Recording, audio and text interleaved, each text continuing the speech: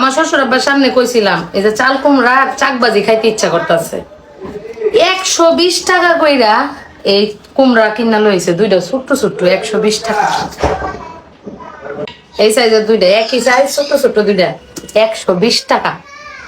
বাজার করতে যে আমার কি ভাল লাগে আমি আপনাদের ভাষায় প্রকাশ করতে পারবো না। মানে সংসারের যাবতীয় কাজ মানে নিজের হাতে টুকটুক টুকটুক করে আমি করব, মানে কেন জানি আমার এটা খুবই ভাল লাগে। এতে কিন্তু আমার এনার্জি এক পরিমাণ লসও হয় না। শুধু যে বাজার করি বা বাজার করে এসে সেই রকম না, আবার বাজার করে আই না ওইগুলা একটু কষায়া কষায়া মাধুরী মিশায়া রান্না বান্না করতেও আমার কিন্তু খুবই ভাল লাগে। আমি কিন্তু এগুলো সব এনজয় করি, কোনো কিছু আমি প্রেশার হিসেবে নেই না। মানে মন থেকেই মনে হয় যে এটা করলে আমার ভাল লাগবে বা এটা করব, আমার আনন্দ নিয়ে আমি কাজ করি।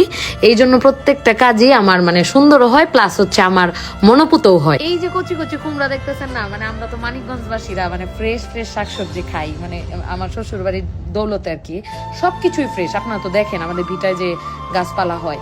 তো বাবারে বলছিলাম ঢাকায় কিন্তু এত ফ্রেশ জিনিস পাওয়া যায় না। তারপরে বলছিলাম এই যে কচি চাল কুমড়ার ভাজা খাইতে ইচ্ছা করছে, এই যে বাবা নিয়ে আসছিল। পরে আমি এগুলা স্লাইস করে কেটে কেটে একদম টাটকা টাটকা গরম গরম ভেজে দুপুরের খাবারের জন্য টেবিলে রেডি করতেছিলাম। সো বাজারও কইরা আনার পরে ঘরে রান্না বান্না করা, আবার বাইরের কাজকর্ম সামলানো, সবকিছু মিলে আমার কাছে কেন জানি মনে হয় মানে ছোট্ট মোট্ট জীবন সুন্দর করে গুছায় সবকিছু কইরা মানে জীবনটাকে পার করে দিতে পারলে মানে আলহামদুলিল্লাহ। এটা একদম সত্য কথা যে আমি আমার কাজ যখনই করি একদম মন থেকে করি, খুব এনজয় করে করি।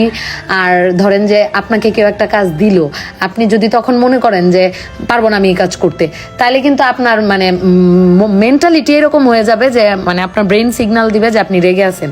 আর যদি আপনি সেই কাজটা নিয়ে মানে অলসতা না করে আপনি যদি মন থেকে ভাবেন যে আচ্ছা ঠিক আছে দিছে কাজটা করি, একটু আনন্দ নিয়ে কাজটা করার ট্রাই করেন, দেখবেন আপনার শরীরও ভালো লাগতেছে, মনও ভালো লাগতেছে, কাজে মনও বসতেছে, মানে এরকম।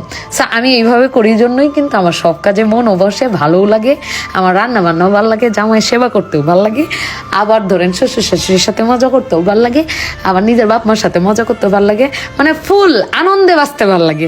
পরে এই যে দেখেন সুন্দর করে চাল কুমড়া গুলা ভাইজে ফেলছি, আমি কিন্তু আবার রান্না বান্না শেষ করে সবাই খাওয়াই দাওয়া আমি চলে যাবো কিন্তু বসুন্ধরায় আমার আউটলেটে।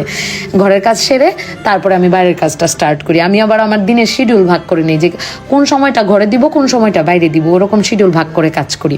তো এই যে দেখেন আমি সুন্দর করে চাল কুমড়া ভাইজাই না, মারে বলছি মা পান্তা ভাত খাইতেছে, আমরা দুই বউ শাশুড়ি বেশিরভাগই পান্তা ভাত খাই, ফ্রেশ লাগে সকালবেলা।